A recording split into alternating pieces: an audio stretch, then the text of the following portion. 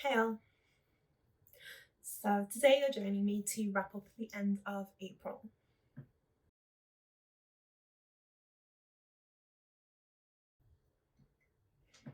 Okay, so I feel like April went really fast. March, I know everyone said it, seemed to drag an incredible amount, but April just went nowhere. It's just all of a sudden we're now in May. We're in my office rather than my library because my library still looks like this, which I will put a picture up of, and I really need to get onto sorting that, but I kind of had this big urge to unpack all my books and sort it all out, and then got busy with work and tired and stressed and just haven't done it. So yeah, I need to get back to that. So you're joining me in the office while I just thought I'd have a quick catch-up chat to wrap up April. So, the last time I chatted to you, I talked about the first 3 books that I'd read in the month, and just mentioned that I was reading a couple of others. So I thought I would catch up again on what I read and a couple of the books that I finished towards the end of the month. Starting with a book that I finished literally just last night, is Little Fires Everywhere by Celeste. So I have read Everything I Never Told You by Celeste, which, if I'm remembering correctly, because it was a little while ago, was about an Asian American family and their daughter had gone missing, and then unfortunately they had found that she had drowned. And it's about the fallout from that and the aftermath and effects and how the mum in particular handles it, which I found especially compelling, and I'd really enjoyed it. So I was looking forward to reading Little Fires Everywhere. Little Fires Everywhere is another domestic novel by Celeste, which focuses on Shaker Heights, which is like a perfect suburban, think like Stepford Wives style society community within Ohio called Shaker Heights. And as far as I'm aware, Celeste actually has some experience with this because Celeste lived in Shaker Heights, so it's clearly based on somewhere that is very realistic. It was a bit weird. I found it incredibly hard to imagine and really understand that someone can live like that. So in this place, there's so many rules, it's so regimented, it really feels very old-fashioned. Now this is set, I think it's set in the 1990s. That would make sense because it does feel like it's not quite contemporary. But yeah, it's about a main family, which is the Richardson family, and we open up on the night that their house has been burnt down, and the suspicion is that the youngest Richardson daughter had actually burnt this house down, showing that this family that, from all outward appearances, have previously been extremely perfect, really aren't quite as it seems. And the family have a rental property that they have rented out to a single mother and her daughter. And it looks like basically the effect of the single mother and the daughter moving in is what has precipitated these events and brought some events to light in the community that really show some of the imperfections underneath it. I found the novel a little bit slow going at first. I did enjoy it, but I couldn't have told you why. I was enjoying reading it. As it started to get into the main story and some of the main controversial aspects of the storylines, it became so interesting and compelling. So the last 200 or so pages read incredibly fast. The first 150 felt a little bit slower as you get to grips with the characters. All of the characters are really distinct and really well written. And they each have really individual foibles that make you love or hate them. I particularly disliked Lexi, though her predicament that you see in it I completely understand. And I enjoyed that aspect of the book, but I also loved that it mirrored aspects of Mia's story and decisions. And I liked how it was juxtaposed against the main case that is brought in this novel. So I'm trying not to spoil anything, but yeah, that juxtaposition of those two stories, I felt really heightened both of them. There's really some questions about culture in this and cultural identity and race and so on. The community in this doesn't see race. Now, I think that's the thing. Some people, this whole not seeing race thing, that became something I was so much more aware of, and how ridiculous sometimes that can be when I was reading Why I No Longer Talk to White People About Race. But I think in this, it's less about race. Okay, it's more about class and inequalities and economic inequalities. However, that is massively coupled with race, because you tend to see that there are racial lines drawn along those inequality lines too. But I do think that there's a massive divide here between those who were richer and those who were poorer. And I think that's where this really, really excels. I did enjoy reading it at the end. Really, really liked it. Is a 3-star read for me, but not because anything's bad about it, just because it was a little bit slow. It's not as compelling as Everything I Never Told You. It's just not as much my favourite, but it's a very interesting read and very well written. So another successful book that I read by Celeste. Now, moving on to another thing I read. One I shouldn't have bought, but did. I have immediately read, so I'm glad about that, was Ghostcatcher by Sophie Green. So this is the third and final book in the Potkin and Stubbs series, which is a young adult series. No, it's not young adult, middle grade. It's a middle grade series, which is a hardboiled detective fiction series, and I love this. I only started reading them a couple of months ago and have ploughed my way through them very happily. I'd be happy to read them again immediately. Hardboiled detective and film noir and things like that have a really distinct feel and a really distinct way of talking. And the language in these are just wonderful. Some of the phrases that are used just feel fantastic. So it was like Lil, as she stared out of the window at the glow of the city centre as it came into view, like a single ember burning in a pit of black ash. It's just got such a style to it. This is about a young reporter called Lil Potkin, who is going to discover the corruption and wants to uncover everything that is wrong within Pelican City and make it great again. And she does so with the help of her best friend and sidekick, essentially, Nedley Stubbs. But Nedley Stubbs happens to be a ghost. Now, I think what's really, really great about this is you can feel the corruption, the dinginess and the dirt within that city. It also is really logical and makes sense within that world. The fact that Lil is a reporter, this ace reporter who's trying to uncover these things, doesn't seem that far-fetched when placed within the dialogue of this world. But I also really appreciate that you see her mum there, and you see Abe Mandrill, who is a detective who's a down and out. You can tell that he was an alcoholic.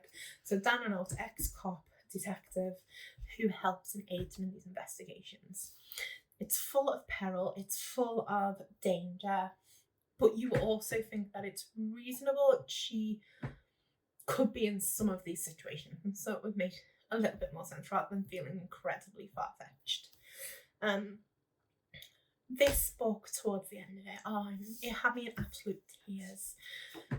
It's the way that it focuses on the relationship between the characters, the friendship between Lil and Nedley and their development, but also the relationships ongoing within the cast of the world. So we start to see the relationship between Lil and her mother develop. Lil doesn't know her father, she doesn't know a lot about her mother's past, and that is revealed through the novel, and you see them finally go from really estranged to actually starting to communicate with each other, which is fantastic. The mum starts to forgive herself a little bit for the past, and there's this hopeful idea about her finally becoming friends again and getting back to herself. Abe, over the course of the whole series, becomes like much more put together. His lousy ways from the first book are left behind, and he starts to feel like he's got a family and a purpose and a reason again. which is brilliant. And then the relationship and friendship between Nedley and Lil is amazing. Lil can be incredibly selfish. She's very young. She thinks she knows everything, but it's very naive in other ways. Yet she massively develops and she loves her best friend. And Nedley really finds his place and feels like he belongs. And I massively loved and adored that. At the end, the resolution is brilliant, and I couldn't stop crying. It's a fantastic book, so I give that 5 stars because I really couldn't fault anything in it. And the last book that I read since I caught up with you is Past Mortems by Carla Valentine. So Past Mortems is about Carla's Valentine's life as a mortician. She's a mortuary technician doing post-mortems within hospitals, coronary mortuaries and so on. She now works in a museum that deals with body parts and specimens and so on at St. Bart's Hospital, I think. But it's kind of like how she got there. And it was really gruesome and grotesque, but still interesting enough. She tells you some really horrible stories, but it's so that you get a real idea of the job that they actually do and what it's like being a mortuary technician, rather than it being incredibly taboo. It's very frank about real life, but it also offers information and discussions about what death means, different ways people are treated, different situations that people can end up in, and how that reflects on the world of death, which many of us don't know about. There's some ruminations on some very sad things. You see these 7/7 terrorist bombings happen through this novel. There's some discussion of baby deaths and baby funerals, and so it can be very, heartbreaking, triggering. It's very sad in some instances. Carla Valentine is funny, very astute, extremely driven and dedicated, and you can tell in this book. And so some of this is amazing to read. It's a little bit about her life and how she led into this, but also about the process and things, and that's really great. But I did find that around here, I just started to skim it.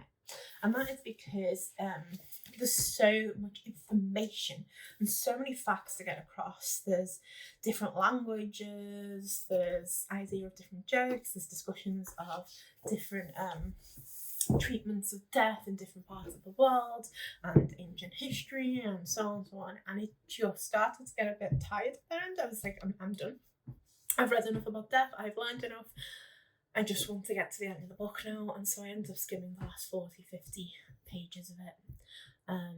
It doesn't mean it was bad, it's just, I don't know, the timelines kind of jumped a little bit, which can make it very confusing to read. It wasn't a straightforward autobiography of Carla, which meant you were jumping between timelines, trying to figure out where she was working when.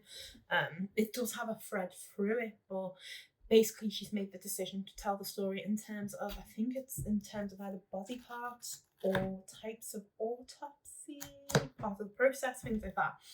So it kind of takes you through the process of it rather than focusing on the idea of the autobiography. But because you've got the autobiography there, the timelines become out of sync, and that can make it confusing if you're trying to follow through the whole host of characters. Overall, I gave that book 3 stars. It's something that I'm glad I read. I enjoyed it. It was very interesting listening to Carla speak about her life when I went to an event for this book when it originally came out. So I'm glad to have read it now, but not the best non-fiction that I've ever read. Okay, so that just brings me to the end now of what I'm currently reading. So I'm about to fill my TBR tokens video and get my TBR for the next month and be very, very happy. I'm kind of glad to move into May, and I'm feeling really motivated for the months ahead, so I'm looking forward to that. One of the things that I've started this month that I'm going to have to take forward is The Moonstone by Wilkie. Now, The Moonstone is a classic detective novel, one of the first, about a cursed Indian diamond that was stolen during some occupation by English people and was returned to England, and now it's being chased by 3 Indian priests who are looking to get it back because it's a precious stone that is sacred to them, but also it's being passed around this family, and then it goes missing. And it's the different people in the family narrating what happened and what they actually physically witnessed. It's interesting and I'm enjoying it so far. I am exactly halfway through, if you can see that. But it is written in the 1800s. It is of a style and classic, and so it's taken me longer to read, and it's a little bit harder. Following the different narrators, unfortunately, the first 2 narrators I really didn't like.